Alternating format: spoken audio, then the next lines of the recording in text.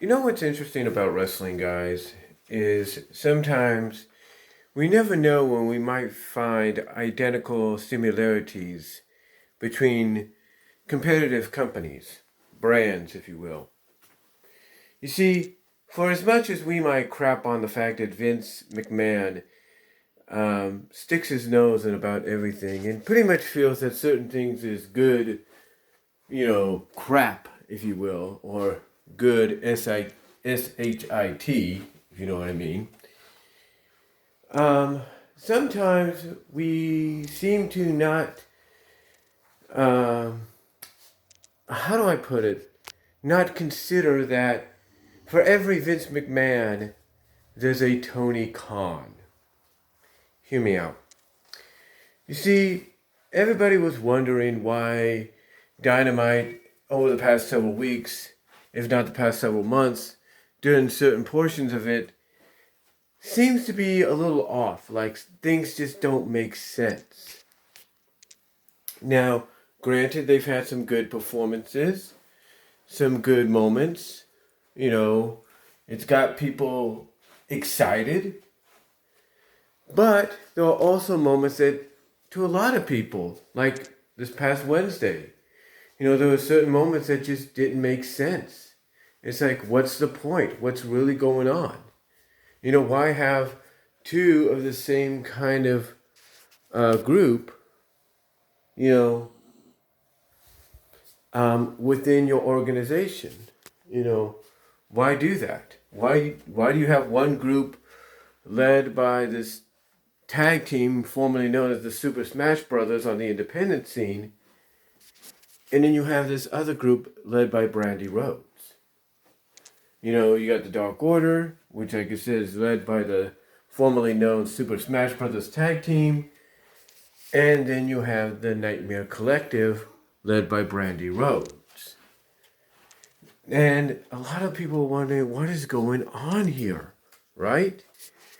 And then, of course, a lot of people would say that the positive counter to that was at the end of the night when pretty much it was somewhat of an homage, if you will, because it's been about, what has it been now, 23 years to the day that DDP pulled a fast one on the NWO and made them think, hey, yeah, I'm with you. Nope, sorry, psych, I'm kidding, I'm not, I'm WCW all the way. They pretty much did something similar with Jon Moxley. Now, true, the difference between the two is DDP didn't drag on his pretend acceptance into the NWO. He just made it like, yeah, I'll wear the t-shirt, I'm cool with it and everything, put it on, whatever. Shake the hand, boom, bang. Shake the hand, boom, diamond cutter, bang, into the crowd, basically stating, yeah, I'm not with you guys, I'm WCW. And, it's like, and, the difference is, between the two that some people felt was a bit of a negative on this moment was it just kept dragging on and on. It's like you knew inevitably, yeah, Jon Moxley is going to turn on Jericho. He's going to reveal that he's not really with him. But it kept going on and on to the point that people actually thought they might have Moxley stay in the inner circle just for a little while, building up to Revolution.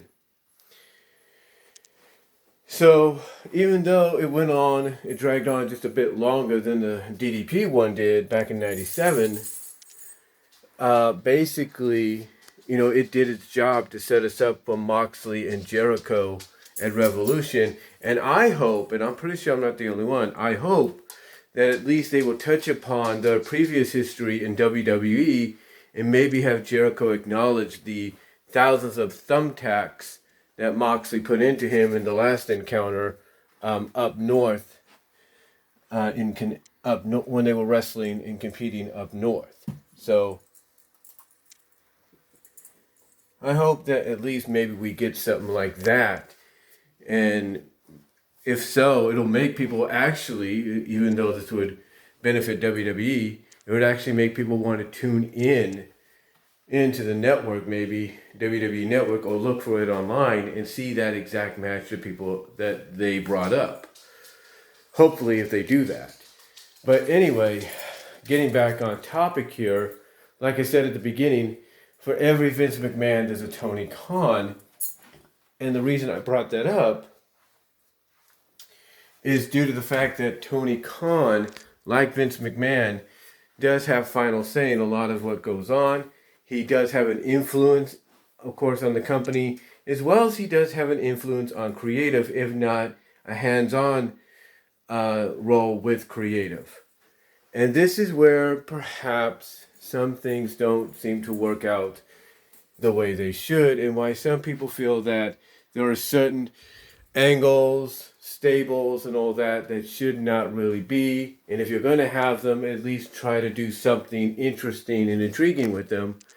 And the reason being, like I mentioned with the Moxley deal, Tony Khan is going by what he used to see as a fan when he watched WCW Monday Nitro. That's right.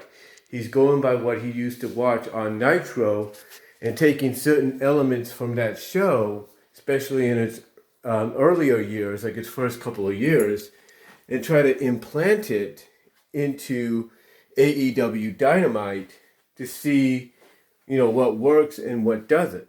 Basically, he's taking like certain elements from like the beginning of Nitro all the way up to the NWO's early days and trying to, sprinkle some of that nostalgia or influence or whatever into the current AEW product.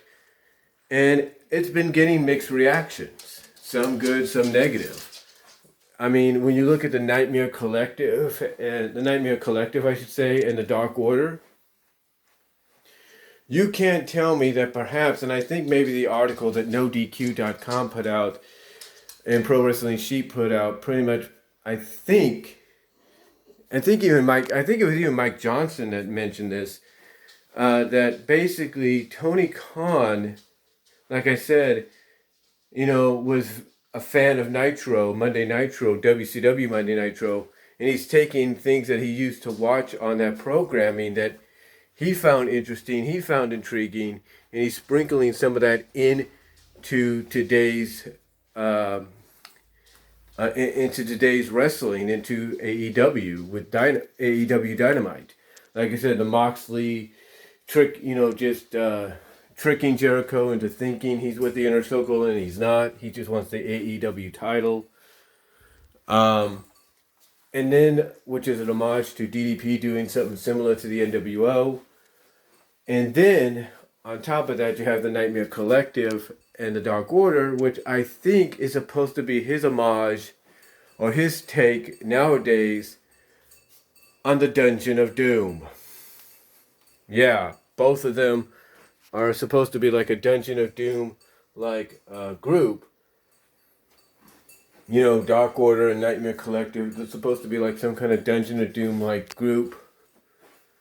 And it's like,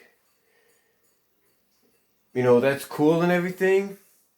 But if you're going to make them a modern version of the DOD, both of them, at least try to make some differences between the two. Nightmare Collective, they have the potential to be a good stable led by Brandy, but give us a reason as to why Brandy is doing completely the opposite of what her husband's doing. Her husband is a babyface, and he's, trying to do his best to get people behind him, get behind the elite, get behind the company, and yet here you have Brandy doing a complete, 360, 180, whatever you want to call it, of what he's doing with this group. So give us a reason. You need to give us a legit reason as to why Brandy's doing this, especially if you want to make the Nightmare Collective and the Dark Order, facsimiles of the Dungeon of Doom in some sense. I mean, you take a look at the Dark Order, and they're sort of like that, but you want to know exactly, what's their purpose. And believe it or not, the Dark Order is actually getting a little bit more, I would say, more of a positive result out of this homage or this inspiration that Tony Khan got from his time watching classic Nitro as a fan growing up and even going back and watching it to get some ideas. It's it's like, look, there is obviously one of these groups that's, like I said, an homage to Dungeon of Doom is at least getting some kind of shine. They are probably more so than others, and one of them along the lines, more or less, makes more sense. But this is where people kind of have a problem with this. Yeah, they appreciate the nostalgia and everything that Tony Khan is inspired by when it comes to making AEW the best product it could be out there, the best alternative out there. But in the eyes of a lot of fans, what he's doing with some of these decisions, especially with some of these creative decisions that he's having an influence with and having a final say on, to a lot of people, he's not doing what needs to be done. He's not taking a step forward. He's taking a step backwards. Yeah, it's true. You're not taking a step forward. You're taking a step backwards. And a lot of fans reading this article, and you can find it online. In fact, if I find it, I'll put it on. I'll put it in the description box for a link. But a lot of people pretty much would have to say that if he's going backwards instead of forward like he should, then all he's doing is making AEW into WCW 3.0. Yeah, you heard me right. That's basically what he's doing. And despite some good being thrown in there to try to help make it an alternative, it's there's still a lot more to go. There's still more he has to learn. And this is something that when it comes to WWE, fans will say, look, Vince might make some stupid decisions creatively and say that that's good, and to casual, if not hardcore wrestling fans, it's not. At least Vince, when the time comes around, acknowledges, okay, maybe I should let somebody else run the creative, especially with certain things going on or certain shows, and let me just watch from a distance and see what happens. At least Vince is willing to do that. And I'm not saying Tony Khan isn't, but Vince, believe it or not, again, I hate to say this, and I think people hate to agree with it, at least he knows at times when to move forward, to go forward with the product, and try to strive for original ideas, and not have to take a step backwards in time and get ideas from the past, especially from a product or a promotion in a brand that passed away 20 years ago. Almost 20 years ago next year. So, or even this year if you want to look at it, from that perspective. But, so there's that difference, as much as we hate to admit it. And here's the thing. Tony Khan, we understand.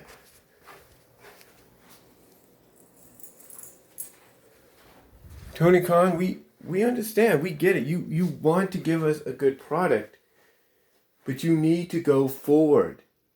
Don't go backwards. And, when you look, and here's the thing too. I'm pretty sure some people will look at Rio as the women's champion as him paying homage to when WCW tried to do that. But guess what happened? When WCW put the women's championship on Akira Hokuto, I think that's who it was, that championship barely saw the light of day. It barely saw the light of day in WCW, except for a few occasions here and there. It barely saw the light of day. It was mostly a Japanese championship. Just like the Women's Cruiserweight Championship of WCW was a Japanese-only championship based around the Geisha or Geisha promotion, whatever it was called. So what Tony Khan has to do is he has to move forward. Don't make the same mistakes another promotion prior to yours, another promotion that was on the network you're on now, in the past. Don't make the same mistakes they made. Make new ideas. Come up with creative new ways of moving forward. That's what you should do. Don't depend on the past. Sometimes ideas from the past can work, but not when you're trying to be the alternative fans want you to be, or you should be, and you want to be. So yeah, again, for every Vince McMahon sticking his nose in creative and saying this is good shit, this is good crap, this is good whatever, excuse my language, God. For every Vince McMahon that does that, there's a Tony Khan that's doing the same thing, but instead of moving forward like Vince, as much as we hate to say it, at times would do, instead he's going backwards, and you can't do that. So that's all I'm going to really say on it, guys. But let me know what you all think down below. I will provide the link in the description if I can. And I will talk to you all later.